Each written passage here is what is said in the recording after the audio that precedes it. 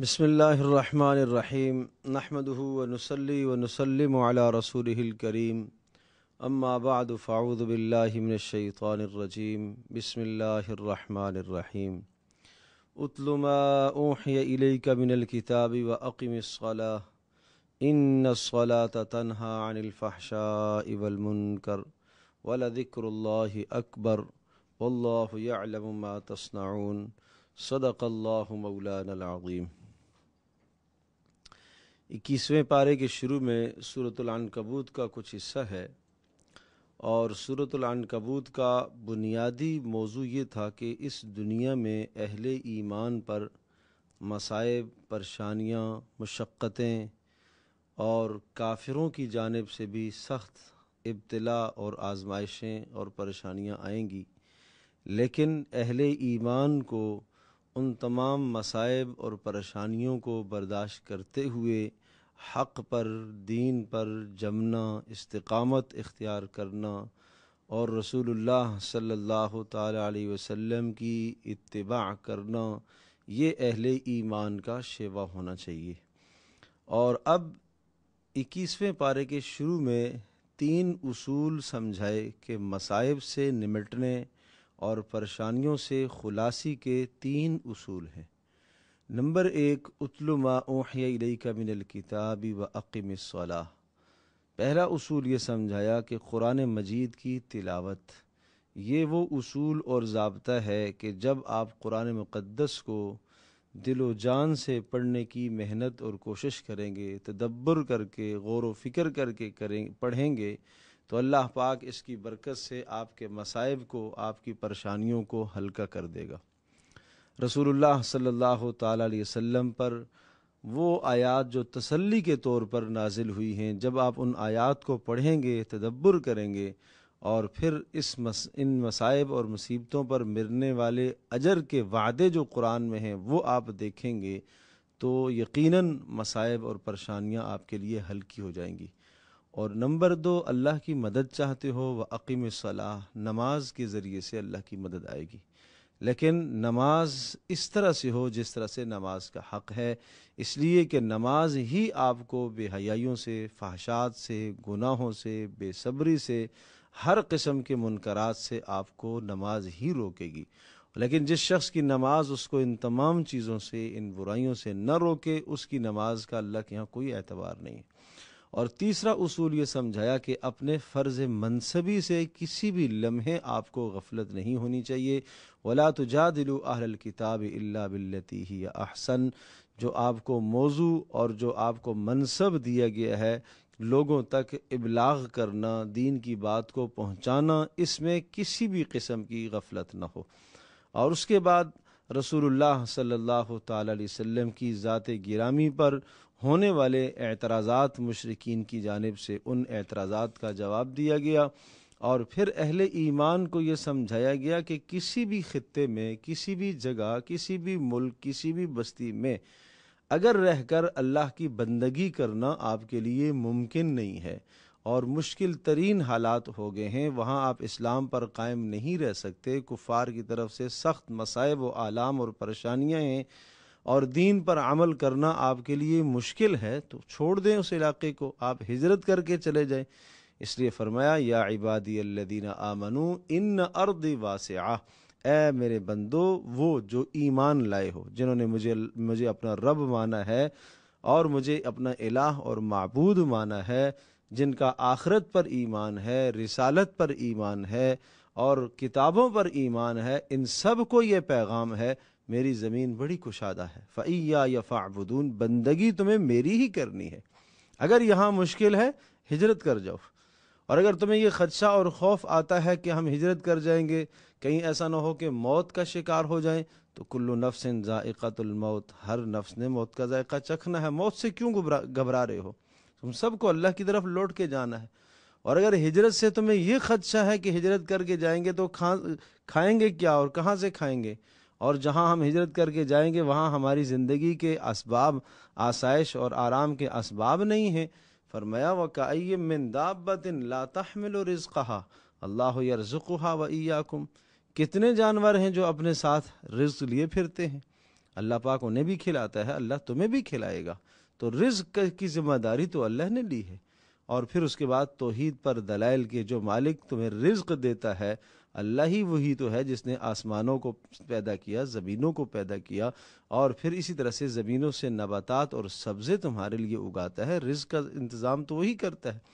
تمہیں خالص ہو کر اسی کی بندگی کرنی ہے۔ فَإِذَا رَكِبُوا فِي الْفُلْكِ دَعَوُا اللَّهَ مُخْلِصِينَ لَهُ الدِّينَ،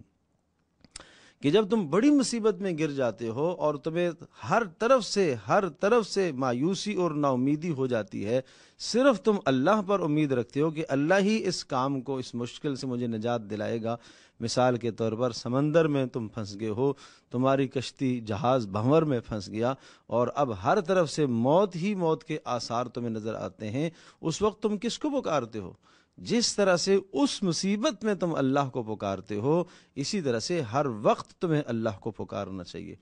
اس کے بعد سورۃ الروم ہے۔ سورۃ الروم کا مضمون یہ ہے کہ حق اور باطل کا معرکہ رہے گا اور حق کو اللہ پاک غالب کرے گا، اور حق کو غالب کرنے کے دلائل یہاں بڑے مفصل اور تفصیل کے ساتھ اللہ پاک نے غلبہ حق کے دلائل ذکر فرمائے ہیں۔ الف لام میم غلبت الروم فی ادنی الارض وهم من بعد غلبهم سیغلبون۔ یہ دنیا میں کبھی ایک کو شکست، دوسرے کو فتح، دوسرے کو شکست، تیسرے کو فتح، یہ نظام ہے دنیا کا،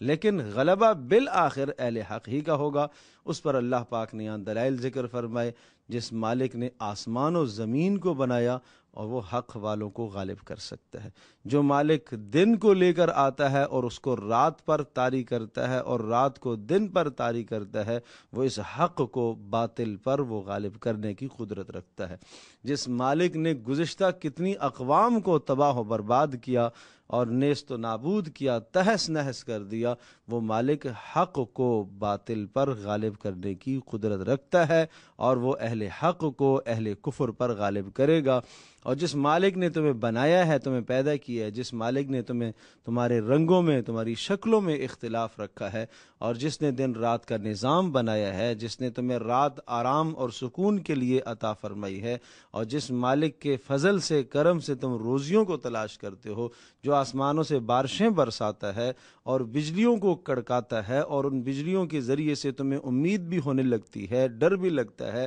اور بنجر اور زمینوں کو جو اللہ زندہ کرتا ہے، جس مالک نے آسمانوں کو قائم کیا ہوا ہے، وہ مالک حق کو باطل پر غالب کرنے کی قدرت اور صلاحیت رکھتا ہے۔ ہاں، اس دنیا میں اہل حق کا بھی امتحان ہے، آزمائش ہے، کچھ آزمائشوں سے تمہیں گزارا جائے گا، اور اس کے بعد توحید کے دلائل، اور پھر ایک انسان پر گلہ اور شکوہ، وہ یہ وَإِذَا أَذَقْنَا الْإِنسَانَ رَحْمَةً فَرِحُوا بِهَا، جب ہم اسے رحمت چکھاتے ہیں تو یہ خوش ہو جاتا ہے اور یہ کہتا ہے بس یہ تو اللہ کا کرم ہوا، اللہ کا فضل ہوا۔ اور وَإِن تُصِبْهُمْ سَيِّئَةٌ بِمَا قَدَّمَتْ أَيْدِيهِمْ إِذَا هُمْ يَقْنَطُونَ، اگر اس کی کسی نافرمانی اور گناہ کی وجہ سے دنیا میں سے سزا ملتی ہے اور اللہ کی طرف سے حالات کی تنگی آتی ہے تو یہ مایوس ہو جاتا ہے۔ اور پھر سمجھایا قرابت داروں کا حق ادا کیا کرو، ان کو دیتے رہا کرو، لیکن اللہ کی رضا کے لیے۔ اور وَمَا آتَيْتُم مِّن رِّبًا لِّيَرْبُوَ فِي أَمْوَالِ النَّاسِ فَلَا يَرْبُو عِندَ اللَّهِ، جو تم مال اس نظریے اور اس جذبے سے خرچ کرتے ہو کہ میں فلاں کو دوں گا اور جب میری حاجت آئے گی تو وہ مجھے دوہرا کر کے، زیادہ کر کے لوٹائے گا، فرمایا اس پر اللہ کے ہاں تمہیں کوئی اجر نہیں ملے گا۔ فَلَا يَرْبُو عِندَ اللَّهِ، یہ اللہ کے ہاں بڑھنے والا نہیں ہے۔ اور پھر سمجھا اس جہان کے اندر جو فتنے اور فساد برپا ہوتے ہیں، ظہر الفساد فی البر والبحر بما کسبت ایدی الناس، یہ تمہارے اعمال کا نتیجہ ہے، اور یہ اس لیے فتنے برپا ہوتے ہیں، اور بسا اوقات یہ مصائب اور آلام اور پریشانیاں، تمہارے جسم میں بیماریاں آتی ہیں، ملک میں بدامنی پیدا ہوتی ہے، اسی طرح سے اللہ کی طرف سے آنے والے عذابوں کی شکلیں، زلزلوں کی صورت میں، سیلابوں کی صورت میں، یہ سب اللہ پاک کی طرف سے، یہ اس لیے ہے تاکہ بڑا عذاب جو قیامت کا آنے والا ہے، اس عذاب سے پہلے کچھ تمہیں عذاب کے نمونے چکھائے جائیں تاکہ تم اللہ کی طرف پلٹ آؤ، اللہ کی طرف تاکہ تم رجوع کر لو۔ لیکن جب انسان نہیں رجوع کرتا، فَانْتَقَمْنَا مِنَ الَّذِينَ أَجْرَمُوا وَكَانَ حَقًّا عَلَيْنَا نَصْرُ الْمُؤْمِنِينَ، پھر ہم مجرموں سے انتقام لیتے ہیں اور پھر ہمارے ذمے ہے ہم اہل حق کی مدد کرتے ہیں اور اہل حق کو ہم غالب رکھتے ہیں۔ اس کے بعد سورہ لقمان ہے، یہ مکی سورہ مبارکہ ہے، اور اس میں جو بنیادی طور پر مضمون یہ ہے کہ اپنی نسلوں کی، اپنی اولادوں کی اچھی اور نیک تربیت کرو، اس نیک تربیت پر اللہ پاک کی رحمتیں اتریں گی۔ چنانچہ تربیت کے چند اصول سمجھائے۔ وَإِذْ قَالَ لُقْمَانُ لِابْنِهِ يَا بُنَيَّ لَا تُشْرِكْ بِاللَّهِ، حضرت لقمان نصیحت کر رہے ہیں اپنے بیٹے کو، وَهُوَ يَعِظُهُ يَا بُنَيَّ لَا تُشْرِكْ بِاللَّهِ، پہلی نصیحت شرک نہیں کرنا ہے،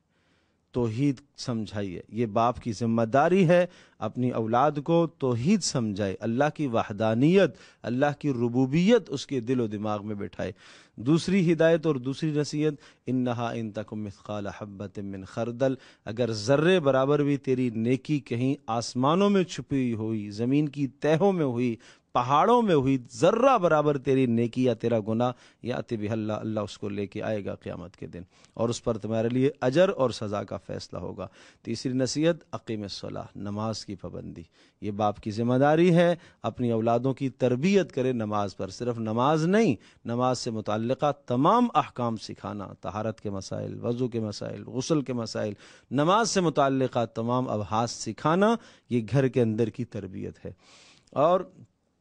چوتھی بات، وَأْمُرْ بِالْمَعْرُوفِ، نماز تو اپنی ذات تک تھی، اب وَأْمُرْ بِالْمَعْرُوف، نیکی کا حکم دوسروں کو دینا، وَانْہَا عَنِ الْمُنْکَر، اور گناہوں سے روکنا۔ پانچویں نصیحت، وَاصْبِرْ عَلَىٰ مَا أَصَابَكَ، مصائب آئیں گے اس پر صبر کرنا ہوگا۔ چھٹی نصیحت، وَلَا تُصَعِّرْ خَدَّكَ لِلنَّاسِ، اخلاقیات سکھائے، پہلے توحید، پھر عبادات، اور اس کے بعد اخلاقیات۔ وَلَا تُصَعِّرْ، گالوں کو پھیلا کر لوگوں کے سامنے باتیں مت کیا کرو، مطلب تکبرانہ انداز سے منہ چڑھا کر مت بات کیا کرو۔ نمبر 7، ولا تمش فی الارض مرحا، غرور اور تکبر سے زمین کے اندر غرور اور تکبر سے مت چلا کرو۔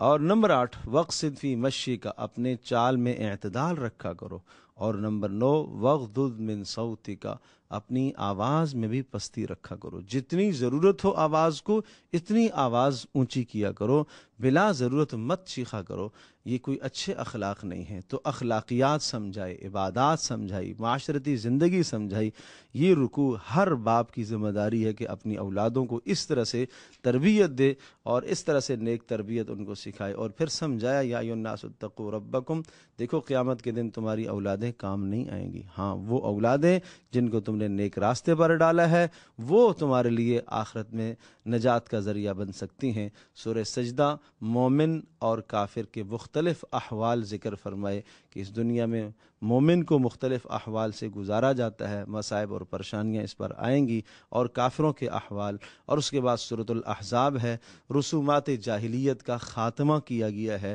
اس سورہ مبارکہ کا خاص جو موضوع ہے وہ رسومات جاہلیت کا خاتمہ ہے، آگے آ رہی ہیں وہ رسومات۔ اور اسی طرح سے ساتھ ساتھ غزوہ احزاب کے احوال بھی ہیں، اور غزوہ احزاب میں اہل ایمان کو جو مصائب اور پریشانیاں آئیں، اور پھر منافقوں کے احوال ذکر کرتے ہوئے آخر میں اللہ تبارک تعالی نے اہل ایمان کے لیے وعدے فرمائے، مدد کے، غلبے کے وعدے فرمائے، اور پھر آخر میں وہ احکام ہیں جن کا تعلق ازواج مطہرات کے ساتھ ہے، ان احکامات پر اس سورت کا، یعنی اس پارے کا اختتام ہوتا ہے۔ اللہ تبارک تعالی ہم سب کے لیے سمجھنا عمل کرنا آسان